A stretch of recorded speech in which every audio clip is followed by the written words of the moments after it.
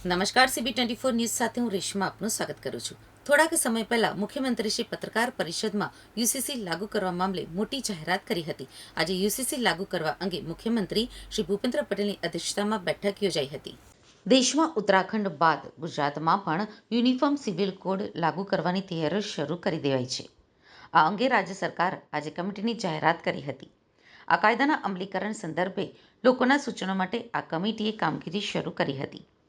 ગુજરાતમાં યુસીસી લાગુ કરવા અંગે મુખ્યમંત્રી શ્રી ભૂપેન્દ્ર પટેલની અધ્યક્ષતામાં બેઠક યોજાઈ હતી। આ બેઠકમાં યુસીસી કમિટીના સભ્યો પણ હાજર રહ્યા હતા। આ બેઠકમાં યુસીસીના રિપોર્ટને લઈ ચર્ચાઓ પણ કરાઈ હતી। યુસીસીની સમિતિએ લોકો સાથે ચર્ચા પણ કરી હતી। નાગરિકોના અભિપ્રાયને લઈ બેઠકમાં ચર્ચા કરી હતી। 1 મહિનામાં રિપોર્ટ રાજ્ય સરકારને સોંપાઈ શકે છે, તો ચોમાસુ સત્ર દરમિયાન રિપોર્ટ રાજ્ય સરકારને સોંપાઈ શકે છે। યુસીસી લાગુ કરવામાં 6 મહિના જેટલો સમય લાગી શકે છે। આ અંગે યુસીસી કમિટી અધ્યક્ષ રંજના દેસાઈએ કહ્યું હતું કે આ કાયદો લાગુ કરવામાં વધુ સમયની જરૂર પડે તેમ લાગતું નથી। દરેક બેઠકનો અમે રેકોર્ડ રાખ્યો છે। દરેક જિલ્લામાં જઈને અમે બેઠકો કરી છે। 1.15 લાખ જેટલી રજૂઆત યુસીસી કમિટીએ સાંભળી છે। જ્યારે રાજ્ય સરકારના પ્રવક્તા મંત્રી શ્રી ઋષિકેશ પટેલે કહ્યું હતું કે મુખ્યમંત્રી સાથે આજે યુસીસીની બેઠક થઈ છે। ચોમાસુ સત્ર દરમિયાન રાજ્ય સરકાર બિલ લાવી શકે છે, તો 1 મહિનામાં યુસીસીનો રિપોર્ટ સોંપવામાં આવશે। આજે યુસીસી કમિટીની બેઠક હતી, અધ્યક્ષ રંજનાબેન દેસાઈ હતા। શું ચર્ચા થઈ છે અને રિપોર્ટ ક્યાં સુધીમાં આવ્યો? આદરણીય રંજનાબેન દેસાઈની અધ્યક્ષતામાં યુસીસી માટેની જે કમિટી હતી, આજે ઔપચારિક સીએમ સાહેબ સાથે બેઠક હતી। હર્ષભાઈ પણ ઉપસ્થિત હતા અને સાથે અધિકારીઓ અને પૂરી કમિટી ઔપચારિક બેઠક હતી અને ઔપચારિક બેઠકની અંદર એની ચર્ચા થઈ અને ચર્ચા થયાના અંતે લગભગ એકાદ માસની અંદર અથવા તો એનાથી કદાચ થોડો ઘણો વધારે પ્લસ માઇનસ સમય થાય, પરંતુ એ સંપૂર્ણ રિપોર્ટ એ સીએમ સાહેબને સોંપશે।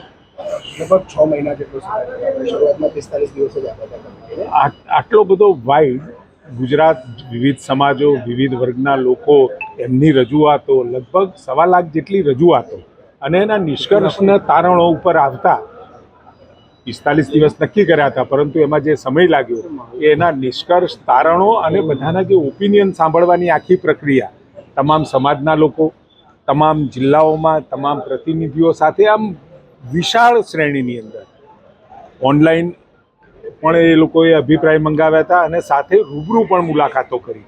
આ અભિપ્રાયો ને એના નિષ્કર્ષ ઉપર આવતા સ્વાભાવિક છે સમય લાગે, એટલે આમાં એ સમય લાગેલો છે। યુસીસીને લઈ રાજ્ય સરકારે નિવૃત્ત જજ રંજના દેસાઈની અધ્યક્ષતામાં કમિટી બનાવી છે। 5 સભ્યની કમિટીમાં પૂર્વ વાઇસ ચાન્સેલર દક્ષેશ ઠાકોર, પૂર્વ IAS CL Amina, advocate RC Kodekar અને સામાજિક કાર્યકર ગીતા શ્રોફનો સમાવેશ કરાયો છે। આ કમિટીએ રાજ્યમાં યુસીસીનો અમલ કરવા અંગે નાગરિકોના સૂચનો લીધા હતા અને રાજ્યના લોકો સાથે ચર્ચા પણ કરી હતી। મુખ્યમંત્રીશ્રીની અધ્યક્ષતામાં મળેલી બેઠકમાં નાગરિકોના અભિપ્રાયને લઈ બેઠકમાં ચર્ચા કરાઈ હતી। आज आप गुजरात के मुख्यमंत्री से मिले, क्या आप सुनिए पहले मेरी बात।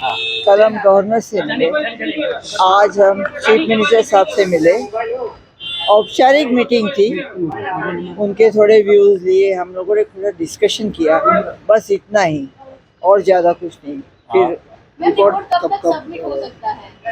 अभी फिक्स नहीं है डेट हमारी, बट होगा ये महीने में होना चाहिए। नेक्स्ट एक और एक्सटेंशन की जरूरत पड़ेगी? नहीं, ऐसे लगता नहीं है, ऐसे लग नहीं रहा। मैम आप जोन वाइज हर जगह हर जिले में आपकी कमिटी गई है, तो ज्यादातर कौन से ओपिनियन है जो सामने आए? नहीं, वो अभी आज मैं नहीं बात करूँगी उसके बारे में। हमने हमारा सब रिकॉर्ड है, रिकॉर्ड रखा है हर मीटिंग का। काफ़ी मीटिंग ली है ऑल ओवर द स्टेट, सब जगह जाके, और पूरा रिकॉर्ड रखा है। रिप्रेजेंटेशंस आई, उनका रिकॉर्ड है। जो हमारी पर्सनल मीटिंग्स आई, पॉलिटिकल लीडर्स, रिलीजियस लीडर्स, वो सब हमने रिकॉर्ड कर दिया, रखा है। आगे हम ज़्यादा कुछ बात करेंगे आपसे।